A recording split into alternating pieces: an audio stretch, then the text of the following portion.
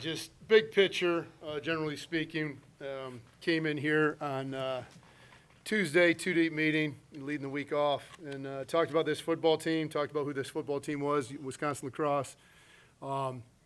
Tough, know how to win, know how to get into fourth quarter battles, know how to grind those games out, and that's exactly what they did. You know, they make you earn absolutely everything, and a tremendous amount of credit to Wisconsin-La Crosse. You know, but proud of our guys, love our guys. You know, again, you can look at not putting it away and not taking advantage of some of the opportunities, and we'll get into it in the red zone and all those things. But yeah, just proud of our guys again for finding ways to win. And these type of football games, the one last week against Pueblo, this one is going to pay huge dividends down the stretch. It's playoff football, it's championship football. Yeah, they're a Division III opponent, but they're number 5 in the country. They've got GLIAC wins, and like I said, all the credit to them. And we're gonna take this as an opportunity to learn and grow and get better, and an opportunity that, shoot, man, we're gonna be playing in these games, right? We're gonna be playing in these type of football games. Coach, when did you realize that Avery was not going to be able to go, and what was the plan right after you found out? Yeah, so probably during the game, late in that third quarter, fourth quarter. The hip flexor, and then early in the week, Monday, Tuesday, had a really good feeling that something muscular like that would just continue to nag, and let's get them right. And we have great belief in our in that quarterback room, you know, with Ike, with Vinny, with Alex, and you saw that tonight, some of the plays they made. And I think it's kind of a unique deal where, you know, we didn't have a number 1 and a number 2 essentially coming out of camp. We had Avery was the number 1, and then we had 3 guys, Ike, Vinny, and Thole, that were just playing really good football. And I don't know if anyone really separated himself. I think Ike did at times, and Alex did at times, and Vinny did at times. So it was an awesome opportunity to kind of get those guys out there and, you know, against a great opponent and see who's going to separate themselves. And obviously, again, they all made great plays. They all made some mistakes, just like everyone did. I did. So, yeah, that's kind of how that transpired. Ike, this is the first time you've played a lot in a couple of years, right? I mean, you played a little bit earlier this year, but how did you feel out there? I felt good, to be honest. I mean, staying away from football, it's like it's a game I love. So being away from football for a long time, it's been my last start was in the bowl game at Eastern last year. So it's been since December. So it just felt good to get out there, get my feet wet, be out there with my brothers. You tweaked something in the game today. What happened there? It was more just like cramping more than anything. Okay. I wouldn't say a tweak. Just got to take care of my hydration, prepare more throughout the week, come back ready.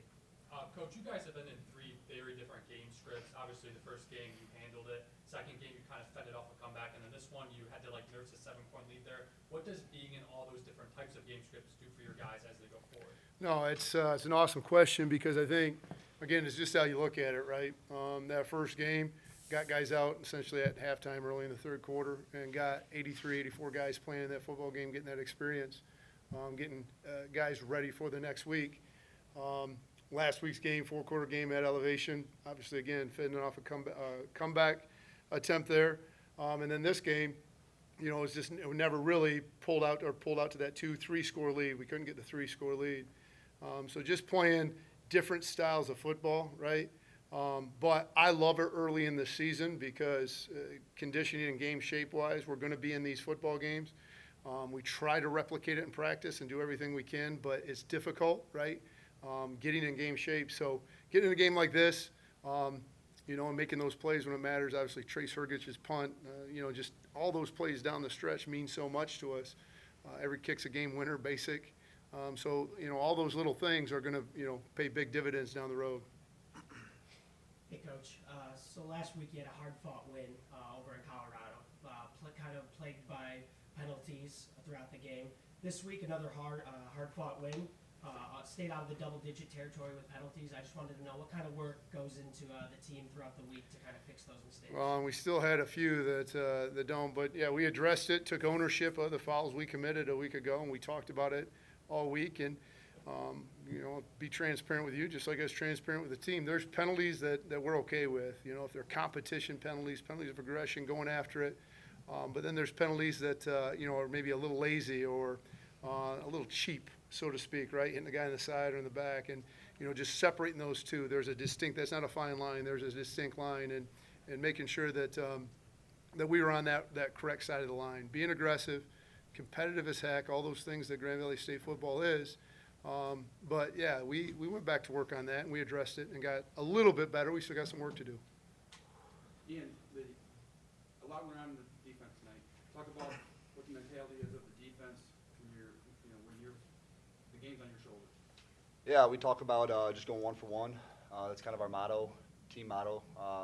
But more specifically, I always try to preach that to the guys. They ripped a few good runs on us today, got a few good passes, but we just got to line up and play again. We know that until they're in the end zone or they kick a field goal, that we got a chance. And yeah, just kind of taking that ownership and that accountability onto ourselves, and just kind of not necessarily putting the game on our shoulders, but just going out there and doing our job and executing 1 for 1 every drive. Ian, how did you feel picking that ball up? It was exciting. I think they blew the whistle dead a little early on that. And then, the little sideline scuffle kind of got me amped up a little more, and that's kind of why I ran out all excited like that. And, yeah, threw the ball. Next time, just hand it to the official, right? It's that line. Yeah. That's that line we speak of, right? That's Yeah, that line. we were in a man coverage, which we talk. It's hard to get interceptions in man coverage. Quarterback threw the ball across the formation, and I knew that if he was going to make that mistake, I got to make him pay for it. So I just went up there and got it, and that's kind of what happened. Coach, can you talk about the importance of third down in such a close game like this?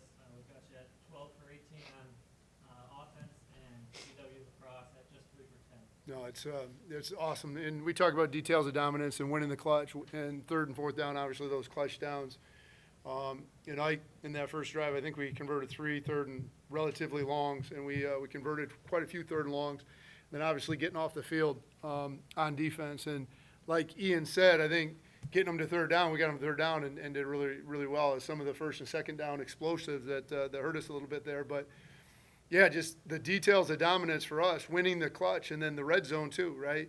And I think it's got us 4 for 5, but I think the one was on the fringe area, so it was really probably 4 for 6. Turning the ball over in the red zone and taking points off the board, right? So those 2 areas, one, offensively, defensively, extremely positive.